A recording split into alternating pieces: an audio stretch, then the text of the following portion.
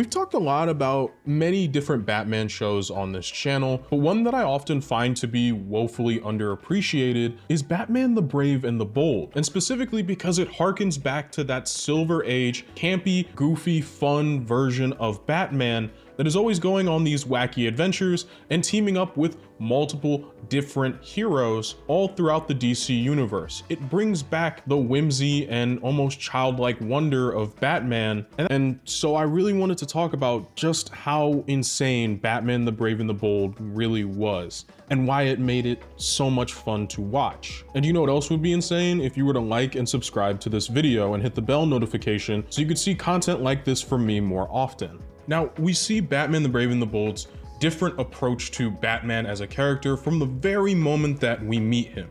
As a matter of fact, the show's premise is extraordinarily different than really any other Batman show. Batman the Brave and the Bold is this episodic Batman adventures, but it's not just one adventure per episode. As a matter of fact, most episodes begin with Batman already in the midst of an adventure, and usually that adventure doesn't really have anything to do with the main plot for the 22-minute episode, but in rare cases, much like Plastic Man's first appearance in the show, it does actually have bearing on the later episode itself. During this first time that we see Batman and Plastic Man teaming up together, we see that Plastic Man is still falling into the same old troubles that he's usually up to, which was before becoming Plastic Man being a thief and stealing lots of money, leading to Batman fighting the villain by himself and needing bailed out by Fire, another superhero. Now, as I mentioned earlier, usually this initial mission that Batman goes on will feature him teaming up with one other superhero, and they go on some sort of fun, zany adventure just to get you warmed up for what you're going to see throughout the rest of the episode. One of the things you'll take note of very quickly is that this version of Batman, while serious and sarcastic a lot of the times, does make an effort to make jokes. He is actually very personable, and he talks a lot relative to previous versions of the character. Just by the nature of the fact that he's working with people more often, he's far more talkative. Now, as I mentioned earlier,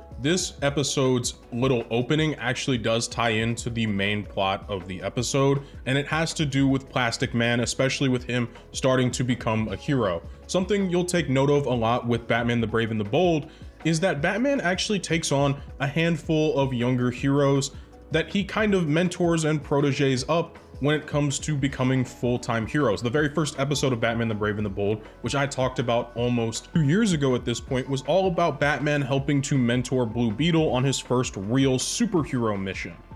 And throughout this episode specifically, we'll see that Batman is really trying to help Plastic Man come up as a hero, and unfortunately, as we saw in the previous episode, it wasn't really working too well with Plastic Man's proclivity to steal rather than to do hero work. And so now Batman's trying to bring him along once again, but this time to deal with Gorilla Grodd, who is trying to turn a bunch of citizens, as you've been seeing throughout this episode, into monkey people or apes, because he believes in a true ape society. Now, the show does make reference that the ape society actually exists, so Grodd is just looking to expand it because he would find it funny. And so throughout this episode, we're going to get Plastic Man and Batman teaming up to try and stop Gorilla Grodd. But this is far easier said than done, considering the fact that they're on Dinosaur Island. Yeah, that kind of Dinosaur Island, the one that involves real dinosaurs. Now, this just goes to keep putting the idea that this show is not trying to be too realistic. We literally have a dinosaur choosing to use Plastic Man as a form of a chew toy, while Batman is actively going to outsmart a T-Rex. That part's not too unrealistic though, let's be so honest. After Batman does that, of course, he's trying to figure out a way to stop Gorilla Grodd and stop him from trying to turn the whole world into a bunch of apes. And in the meantime, we also get a really great look at Plastic Man's origins and why Batman feels so involved and invested in trying to make Plastic Man into a hero. He was originally a petty thief working with Kite Man that eventually ended up landing himself into a vat of acid when trying to get away with money, while the rest of his gang were fighting Batman. And Plastic Man is still struggling to understand not only A, why Batman would go to bat for him, but also why he should even bother really being a hero, and why Batman is bothering with him. The only reason you ever help me is because you feel guilty. There are no happy endings to a life of crime, O'Brien. You made your choice. It's up to you to make the best of it. Something I really like about this show is that it tends to get Batman and his supporting cast correct a lot of the times. Batman, while a little bit too serious and a little bit too ham-fisted with the justice and some of the puns and things, does take this job seriously and does take the idea of redemption and of helping villains seriously as well. Another thing is, a lot of these side characters have genuinely comic book accurate backstories, just scaled down a little bit in intensity for a children's show. Something that a lot of these more comedy focused shows don't really go for. This makes the show feel like a love letter to Silver Age Batman, to classic comic books. And we see it with instances like this that have been memed to death. Don't bother with the mind control, Grodd. I'm blocking it with a technique I learned in Tibet. This show to me actually does a pretty good job of presenting us what Batman was like during those Silver Aged comic books. He was silly, he had Tibetan monk techniques. He wasn't perfect necessarily, we see him eventually getting overtaken by Gorilla Grodd, but it was fun. And it's also during the rest of this episode that I feel like we once again get that better understanding of Bruce/Batman as a person. While Brian was in the hospital, he was by his bedside the whole time. The entire time that Plastic Man was put on trial and was actively, snitching on his compatriots, Batman was there. Batman was there to vouch for him to the appeal boards to try and get parole for O'Brien. This is a Batman that very much believes in the system, believes that justice can work, believes that villains can be reformed and be helped. And that's something that I love to see so much because it's such a core and central part of Batman, and I love to see it pay off in characters like Plastic Man, as this gives O'Brien the necessary motivation to try and fully get with the hero gig, to try and be better.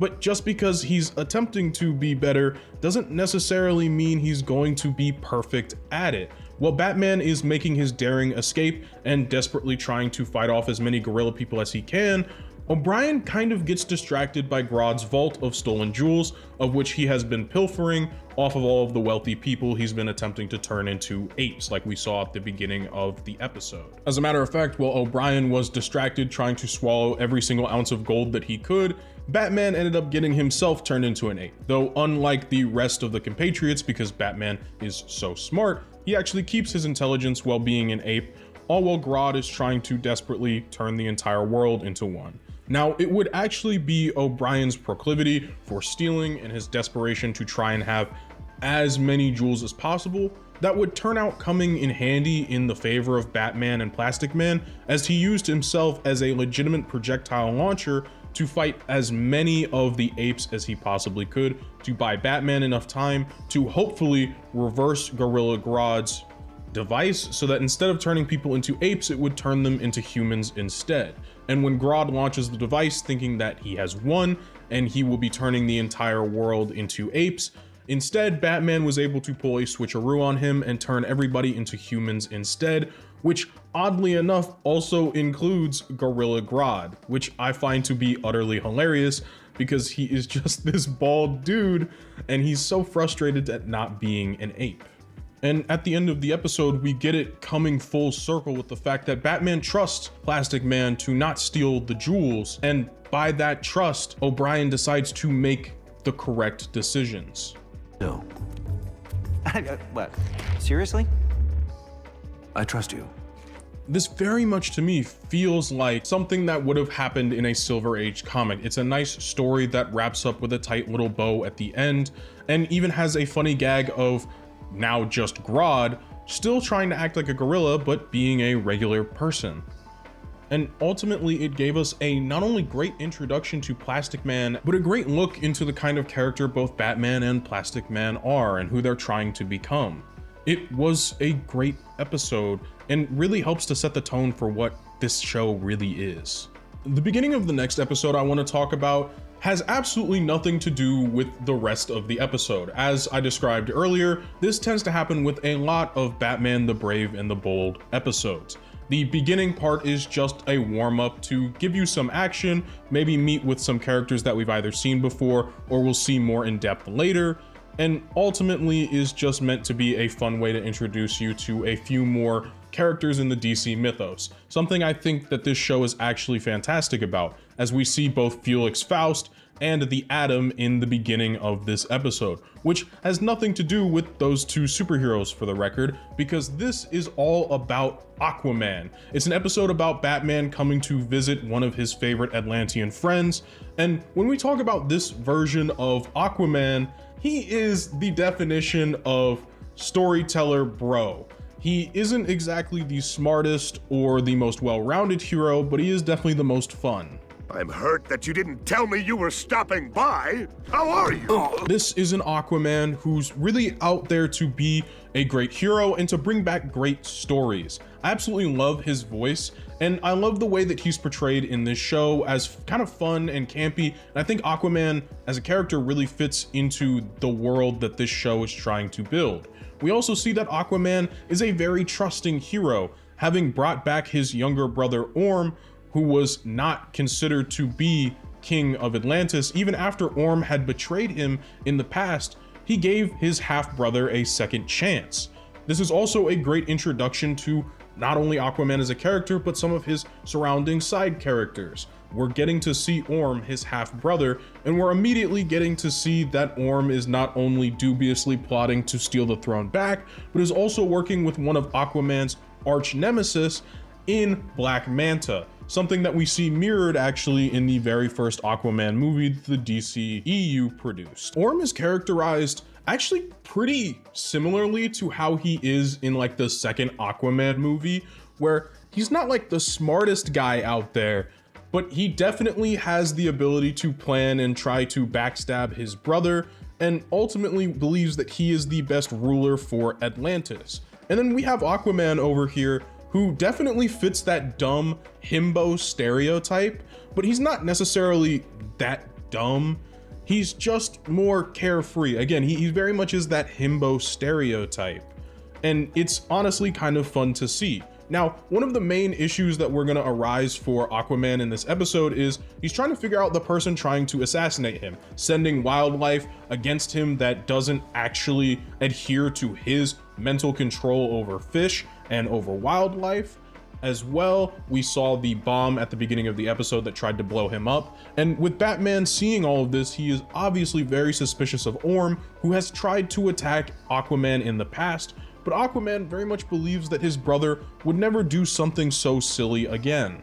And so, of course, with Batman's suspicions being at an all-time high, during a dinner between Aquaman, his wife, and Orm, Batman notices that Orm puts some sort of sea urchin poison inside of Aquaman's drink. Now, I believe this was obviously calculated by Orm to try and get Batman not only off his trail, but get it so that Aquaman would remove him from this situation at large, because as it turns out, this isn't some sort of toxin that's poisonous to Atlanteans. It's more like a flavoring to a drink. Think the equivalent of hot sauce for us humans, where it's not poisonous to us, but it's obviously slightly dangerous and is actually poisonous to a lot of other animals and creatures.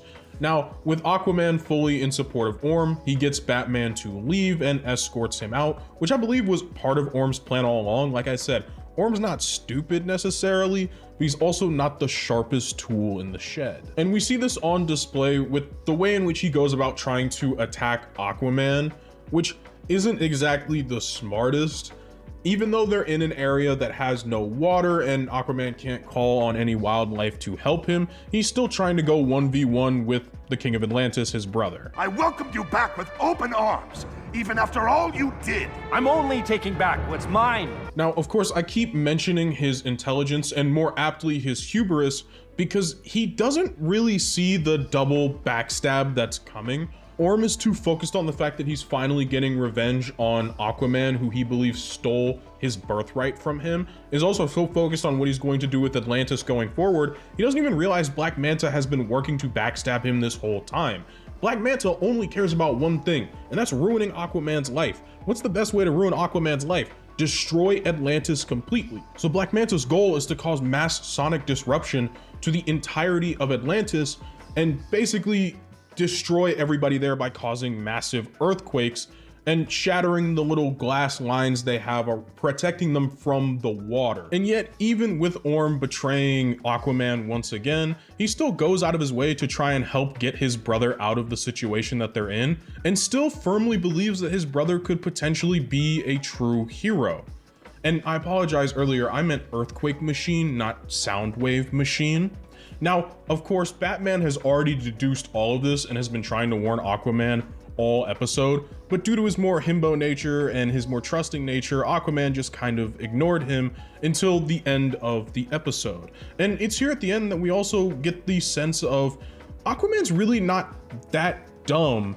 He's just really trusting and believing in the people that he thinks can change, much as Batman is. He's just less selective about who it is. And we also get this funny gag about Aquaman believing Orm is on the right path, only for Orm to reveal that he just thought the machine looked like Aquaman, and that's why he wanted to beat it up. So you decided to give him another chance. You could have exiled him. I know, but you don't give up on family. Aquaman in this show has a really good head on his shoulders and really tries to do what's best. As well, he's this grand storyteller, so he gets ready to tell his brother all about these stories that he knows his brother probably won't care about. Now, something I can't believe I haven't mentioned this deep into the video is that Batman has an internal monologue that we hear usually during the beginning, middle, and end of the episode to catalog what is going on, what he's thinking about entire situations, and just to give us some good insight into how this Batman operates. And I tend to really love these moments because it helps to humanize this version of Batman and to make him feel more like a person rather than the Dark Knight that we're so usually used to. Overall though, I think this show's portrayal of Aquaman and his dynamic with Batman is really fun.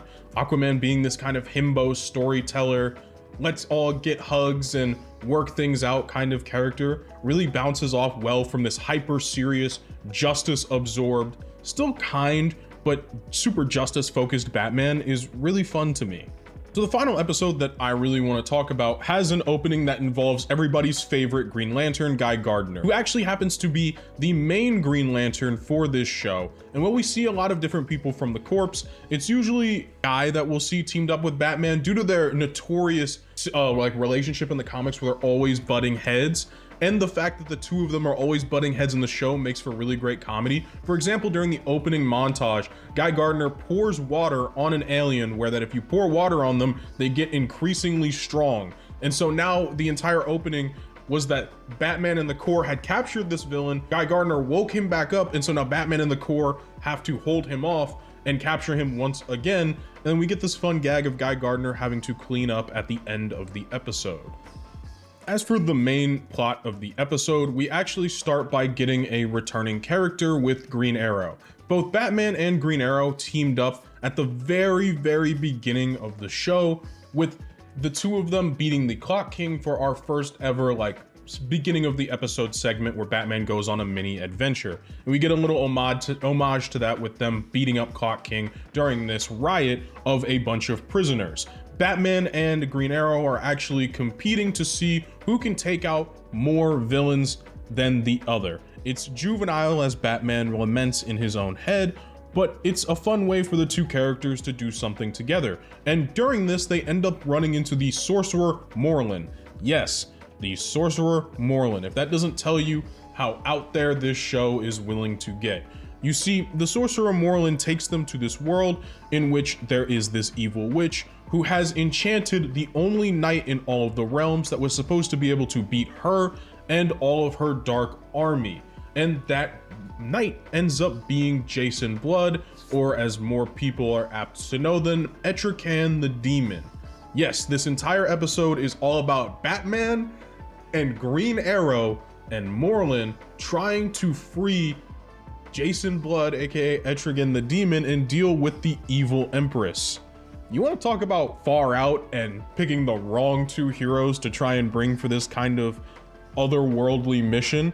But you know, Batman and Etrigan are pretty deeply tied, so I figured this would be a fun one to talk about. Did I also mention Etrigan comes feature complete with all of his rhyming fantasticalness? demon's claws will rend and shred, and soon remove the Dark Knight's head. Once again, something that I absolutely love about this show is it doesn't shy away from giving us Etrigan's full backstory. It goes out of its way actually to give it to us relatively cleanly. Obviously, they have to sanitize it a little bit due to this being a kid's show, but they take all of the aspects into account. The idea of Morlun the sorcerer, the idea of this being set back during medieval times, the idea that he fell in love with the evil witch and her manipulations and ultimately became her willing knight and eventually her willing demon in Etrigan. And to me, it's just absolutely wonderful that this show decided to follow through with a character like Etrigan, because if I had to guess the kinds of characters that a Batman, comedy cartoon would pick out, I wouldn't expect it to be a character that would need to be handled with as much care as Etrigan the Demon, and that's actually something that this show does. And while I'm not the biggest fan of this show's portrayal of Green Arrow, for example, as I find he's a little bit too one trick on the whole him and Batman rivalry and he's missing his oh so immaculate beard, I did end up still very much enjoying the Green Arrow that we got, especially in this episode where him and Batman are playing off of each other really well. I just feel like it's a little bit too close to Guy Gardner in that respect. Now, going for the plot of this episode, Batman and Green Arrow are trying to get the sword of Excalibur, as it's the only weapon in the known universe that is probably going to be able to defeat the evil witch. And ultimately, while this is going on, Batman ends up getting hypnotized onto her side, and we get this really cool Dark Knight, as they call them, Batman outfit that I ended up really enjoying, like from a visual standpoint. That's another thing that I really like about this show, is that it feels like they have a unique array of costumes. I don't feel like they're super budget limited when it comes to drawing characters, drawing new characters the way they reuse older characters, but with sometimes updated designs. This is something that I really enjoyed. Another thing that I like is that Batman is just playing this whole time and he's not actually entranced. You see, Batman has another secret Tibetan monk technique, but what I find even more hilarious is that Batman's not even worthy of getting Excalibur like Merlin thought, and Merlin's whole plan hinged on Batman getting Excalibur, and he's just not worthy. Then you're not the one who is worthy? Apparently not. What's funny is that this is a show that does a whole lot of I can do this because I'm Batman shtick, but that doesn't happen here, and it's utterly hilarious. As a matter of fact, it's actually Green Arrow that comes to save the day as everybody is being turned to stone by the evil Empress.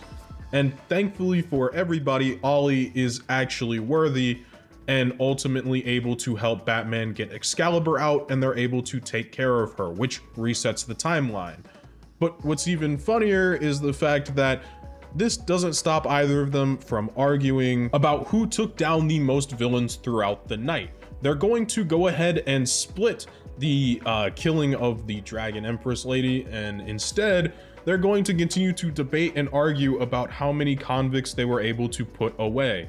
As Batman noted earlier, it's juvenile and silly, and as Morlun is upset at the two of them because they won't stop arguing, he just sends them back, having both of them done the job that he wanted them to do. So he just sends them back and is like, all right, moving on. And it all culminates in this funny little scene at the end where the two of them are still desperately hunting to see who can top the leaderboards tonight. I bet this baby can get there before your bucket of bolts can. I know, totally juvenile. You're on. This entire episode is so wacky and off the wall to me because we're dealing with characters like Merlin the sorcerer, we're dealing with characters like Jason Blood and Etrigan, we're dealing with his entire situation and character arc, all while we're having Batman and Green Arrow argue all episode about who has taken down more of the villains throughout the night, which is just fantastic. And the two of them are basically having a dick measuring contest all night to figure out which one of the two of them is the better hero. Ultimately, Batman the Brave and the Bold is insane, it's campy, it's funny, and it has this deep love and respect for the source material of the Silver Age. A lot of these character arcs are coming from the Silver Age of comic books. It's coming from that campy, goofy, 50-cent fun comic book that you'd pick up. It's an experience that I personally never got with comic books, but got to live out through this show as I grew up in the 2010s. This show was airing on Cartoon Network, and I remember tuning into it constantly because I absolutely loved how funny Batman was. I loved seeing characters like Blue Beetle. This was my first introduction to the character of Blue Beetle, even before Young Justice got him to me. This is my first introduction to characters like Guy Gardner. This is my first introduction to a character like Green Arrow, for example, as this was prior to me watching the Arrow TV show. That's a whole nother conversation for the record. I fell in love with this version of Batman and the world that it created. And I truly wish we had more cartoons like this today that weren't so serious and serialized, but were willing to have fun with the campy, the childish, the enjoyability of comic books, especially from that Silver Age. Again, this is very much a love letter to Silver Age comic books, and I'm just really glad to be speaking on it. Thank you all so much for watching. I hope you enjoyed the video. If you would please leave a like and a sub if you've lasted this long. As well, please leave a comment with some constructive criticism. I also have a Patreon, which is linked in the description, where for $1 a month, you can see these videos without the changes that I have to make to avoid copyright on YouTube. And with that all being said, I hope you have an absolutely fantastic day. Thank you for watching my video.